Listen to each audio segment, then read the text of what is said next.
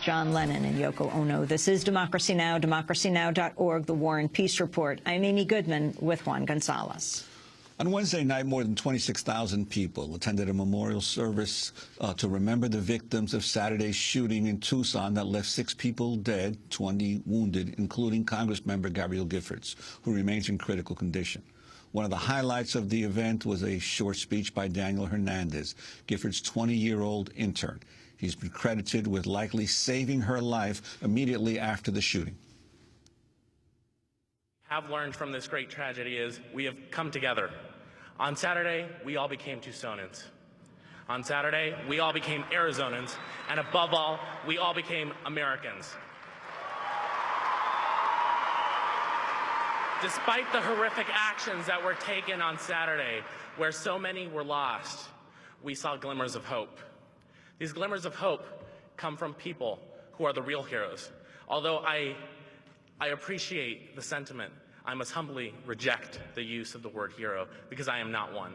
The people that are the heroes are people like Pam Simon, Congresswoman Gabrielle Giffords, Gabe Zimmerman, who unfortunately we lost that day, Ron Barber, the first responders, and also people like Dr. Reed, who have done an amazing job at making sure that Gabby is okay, and those who are injured are being treated to the best of our ability. That was 20-year-old junior at the University of Arizona, Daniel Hernandez, addressing 26,000 people sitting next to President Obama, hugging the president and his wife, Michelle Obama, as well as Captain Mike Kelly, whose wife, Daniel Hernandez's life, probably saved. Daniel Hernandez saved the life of Congressmember Giffords simply by, well, Daniel, welcome to Democracy Now! Why don't you describe what you did Saturday morning, what was it, around 11 o'clock your time in the supermarket parking lot? I am an intern with the Congresswoman's office, and I was helping with an event called Congress on Your Corner, where the Congresswoman had the opportunity to speak with her constituents one-on-one. I think that's one of the things that I've always admired about Gabby, that she took the time out to really listen to her constituents. And she always said, representative is not a job title, it's a job description. So we were doing this event, and about 10 a.m. We started off. I was in charge of controlling traffic and signing people in. About 10 minutes into the event, so about 10:10, the first shots were fired. When the first shots were fired, the first thought that came into my head was, if there is a gunman, Gabby's likely to be a target, and anyone around her is likely to get injured. So I then ran towards where I knew the Congresswoman would be, because I was at the end of the line signing people in. When I got there, I noticed there were a few people who had been injured. So I started checking for pulses, and I started checking to see who was still breathing. The first rule of triage is you find out who's stable enough, get them the help that they need, and then you move on. But I was only able to get to 2 or 3 people, unfortunately, before I noticed that the Congresswoman had been hit. She had been hit in the head, and because she was still breathing, she was still alert, and she was still conscious, she became my first and only priority. I then tried to do what I could for the Congresswoman. The first thing I did was lift her up, because in the position she was in, there was some risk of asphyxiation because there was blood loss and she was starting to inhale some of her own blood. So I picked her up and I sat her in an upright position, propped up against my chest so that she could breathe properly. I then started looking for other wounds. There was only the one obvious bullet wound to the head. So I started applying pressure to the wound until someone else could come in and take over who was better qualified. Now, Daniel, you had some prior training in terms of CPR and medical training. Could you talk about that?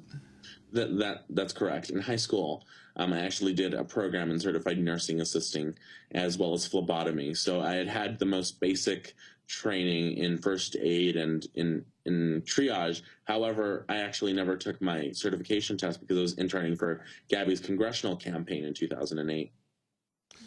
Now you're only 20 years old, but you're already a veteran of political campaigns, aren't you? You worked on Hillary Clinton's presidential campaign and have worked on some others.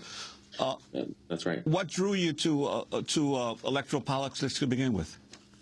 I think I've always just been interested in American government and how it works. And in 2000, I think late 2007, when Hillary Clinton announced that she was running for president, I saw the first time that a woman candidate had a viable chance of actually securing the nomination and maybe even the presidency. I think that's when I first became interested. And then once I had my first taste of electoral politics, I just didn't want to stop. So I then started looking for someone else who I could work for, who I respected, and I ended up finding Gabby, who I'd known about for years, but I'd never had the opportunity to meet in person until I became an intern for her congressional campaign. Danny Hernandez, how did it feel to be contradicted by the President of the United States? You said you don't feel like a hero, and he got up and said, well, sorry, that's just what we're going to call you. I think it's humbling when anyone calls you a hero, especially when it's the President of the United States doing it in front of a crowd of 26,000, in front of hundreds of cameras. But I still reject the sentiment because, like I've always said, I don't think that I am a hero, because what I did is what anyone would have done in my position. Daniel Hernandez, your activism goes way back. You have been brave in so many ways. You have served on the City of Tucson Commission on Gay, Lesbian, Bisexual, and Transgender issues. You're a well-known gay activist in the University of Arizona community. Can you talk about your activism and how it fits into your support for Congressmember Giffords? Congresswoman Giffords has just been someone who has been right on almost every issue that I've cared about.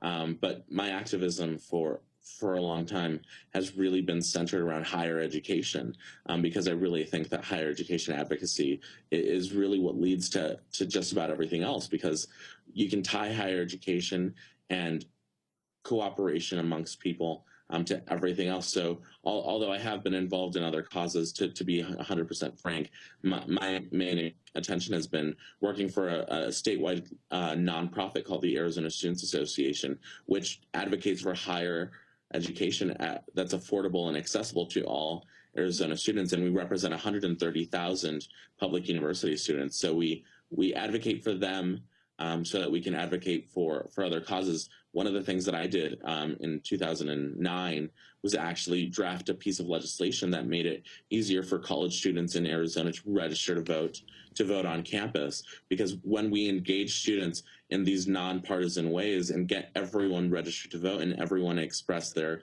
opinion at the ballot box, I think it's a constructive way to get everyone to move forward. So I've been focused on higher education because it's just, I think, the key to moving everything forward.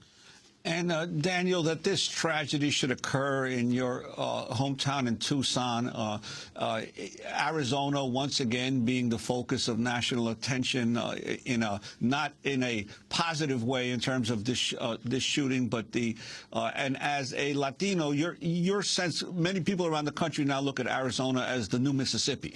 That so much intolerance seems to have developed there even among top leaders in the state. And the move against teaching of ethnic studies in Arizona, the Senate bill, the Show Me Your Papers law, and the efforts now of Russell Pierce to attempt to have legislation against citizenship in Arizona for what he calls anchor babies. Your sense of how this tragedy may affect how the people of Arizona see how their state is, the image of the state across the country. Although I do agree that Arizona has been at the forefront of the negative rhetoric. It's been both sides, so I'm not going to say that either side has had their hands clean of it. Of course, in Arizona, there's one party that has more of a platform because they have more power in elected office. But I think it's not just something that's going to be happening in Arizona. I think it's something that's going to be happening nationwide, which is moving forward with the political discourse.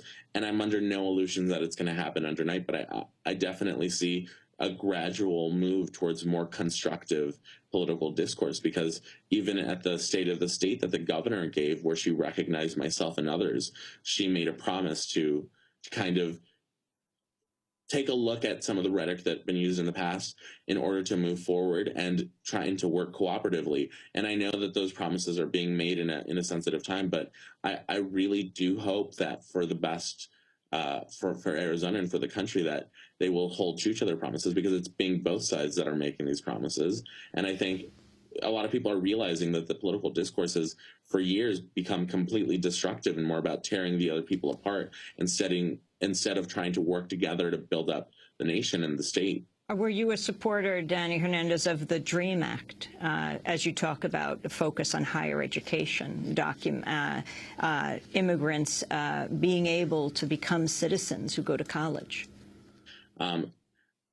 Some of the work that I'd done with the higher education advocacy group was centered around trying to get the DREAM Act passed, which we worked closely with Congresswoman Giffords and Gabe Zimmerman, her outreach director, as well as Ann Kirkpatrick and Harry Mitchell of Arizona when they were still in the Congress. So it's, of course, something that I had supported, but it's something that, like I said, issues that Gabby and I were really close on in terms of our beliefs. You know, we're moving into Martin Luther King Day weekend, honoring his birthday. Arizona, one of the last states to recognize it. You certainly, in your own actions, have made such a difference in representing diversity, beauty, and love in your state. Final thoughts that you have on this weekend?